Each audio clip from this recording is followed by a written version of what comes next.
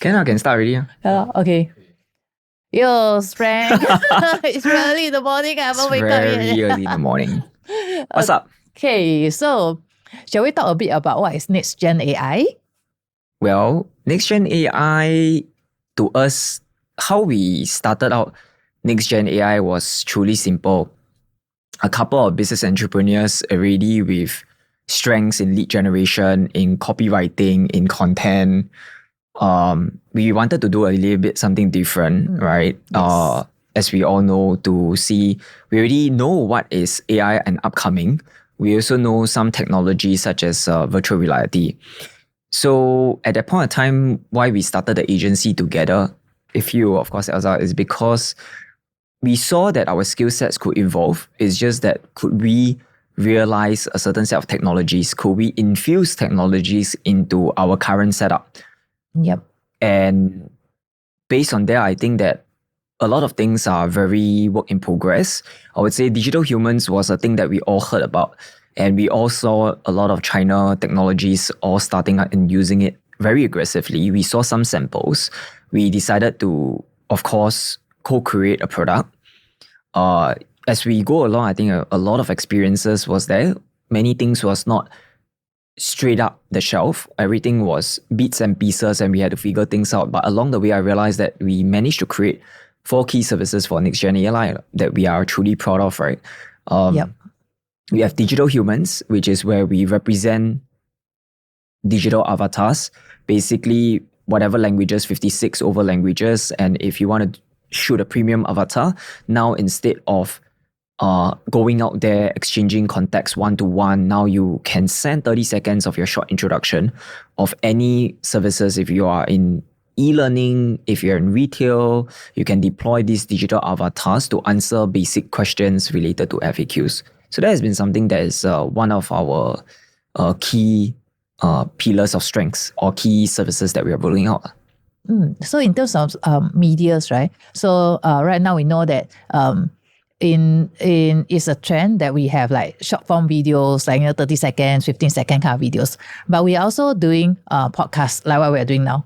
So what do you think the value can be added for podcasts for our business owners? I think with the advent of a lot of AI technologies out there, even ChatGPT, Jasper.ai, there are many text to prompt where we infuse these technologies to first have an idea to brainstorm. So lots of this, we didn't even have a script, okay, but we had some level of prompting, right, where we are trying to understand what is the flow of this podcast. So having AI as a tool is incredibly cutting short our time to production because we could already have a bit of talking pointers. And as we speak, we actually have a prompt screen in front of us, right, with all the different pointers already bulleted point. It's just how we're going to verbalize it. So I think with AI, it actually helps us to reduce a lot of this time to market, especially when it comes to podcast generation. I think first of all, you got to have a strong team, Yep. a good studio, and of course, the manpower to run the show. And it's also about filling with many subjects that we have, all walks of life in our networks that we have, whether they are business owners, they are starting entrepreneurs, they are governmental agencies, they are national corporations. I think that already is a story to tell. Fundamentally, we mix technology together with what we call, there's always a story behind, which is the reason why we do podcasts. We do not shoot anything that doesn't have a story value. Yep. Or if it's just a business owner trying to chase sales, obviously we don't do that. We always work with scalable brands. We are not pegging it based to revenue base, but we're just saying that, hey, are they already like, if you're in a retail store, are you already operating 1 to 2 outlets? Do you have a nice story to work with? So we work with brands such as I Can Read, 20 Outlet Education Center. We also work with Jack's Place, where they have also engaged us in, search engine marketing. And then recently, we are going very heavily strong on content production because we realize that is only the way where it's almost akin to going to a gym, or every podcast is a session whereby that person has to dig internally deep within him or herself to share that what's the convergence between his or her story together with what other people want to hear, together with the brand that they stand for. And in that intersection or that paradigm, we find ourselves having very interesting conversations and also having a lot of business connections. And of course, businesses do come along the way, which we are truly blessed to have these days. Yeah, I agree. I also feel that it's about authenticity as well. So it's like how we don't just take, we give. So in business, a lot of business owners, right, if their mindset is always about taking, right, then the other party will know as well. So if we have a podcast where they really give information, give knowledge, so that is where I see also that that's how they can provide more values to even their prospect or even their clients, and that will give kind of a very good kind of feelings. That it's not about all about okay, I'm going to do reels, which is very good, but it's not just reels in terms of getting leads. So podcast is a way that we can also give values, or even in e-learning. Yeah, in learning, we can also do a podcast setting where we can cut short the whole maybe 1 hour into like 10 minutes and 10 minutes to kind of give people the bite-sized knowledge as well.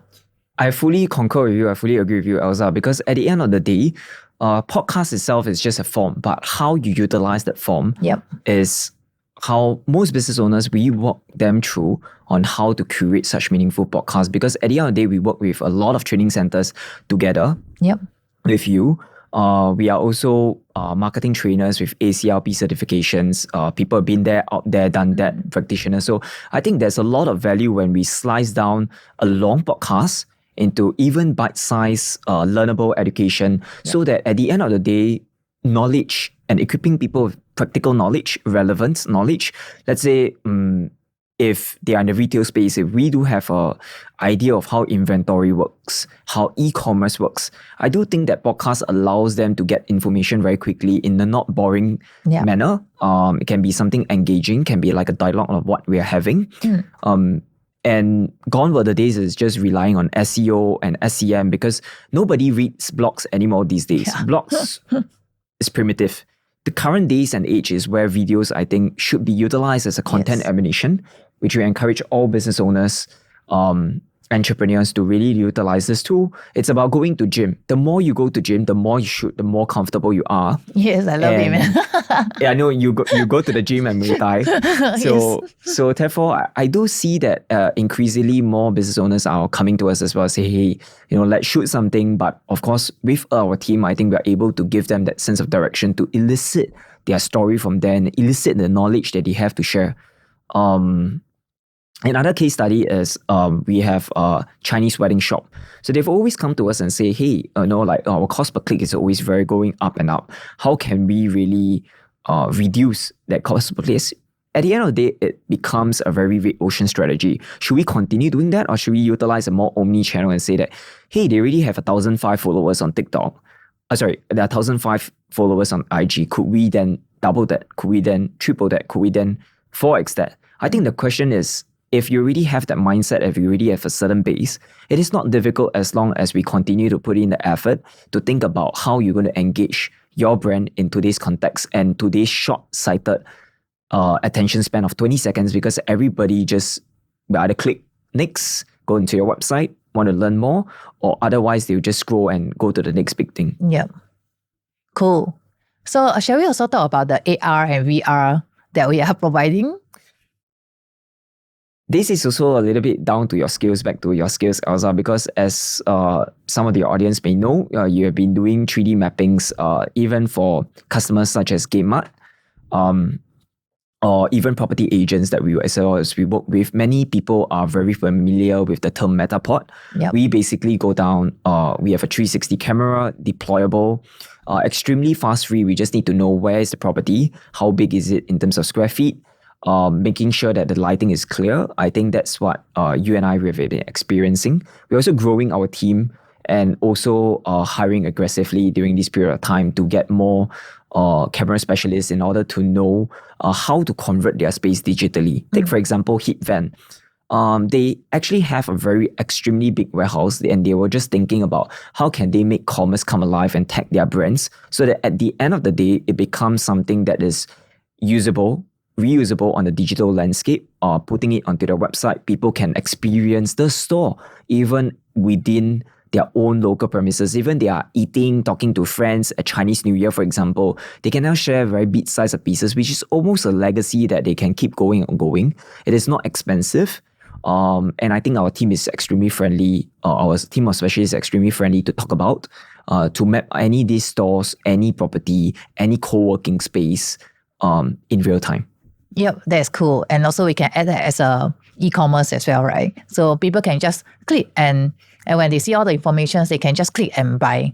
Exactly. Yeah. I mean, that's how conversions is being, you have a digital assets, you see a YouTube, you go into your website, and of course on the website, you will start to see more and more digital assets being created. Today, it could be a digital map. Tomorrow, it could be that people are scanning NFTs to purchase in capital land malls, which is already on the onset, where therefore I think the objective of this agency is really to harness technologies into today's context and providing value in a light-sized manner, affordable fashion, agile fashion to business owners and entrepreneurs. Yeah. So it's like a marketing in a very aspirational way. Exactly. Yeah.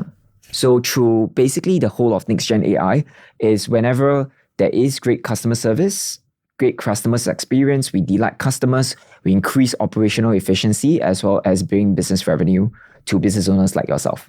All right, so if you're keen and really interested to know more about NextGenAI, please click on the link below and subscribe to our social media channels. And that's a nice session, Elsa, Yep. for today. Yeah. See you guys. See you.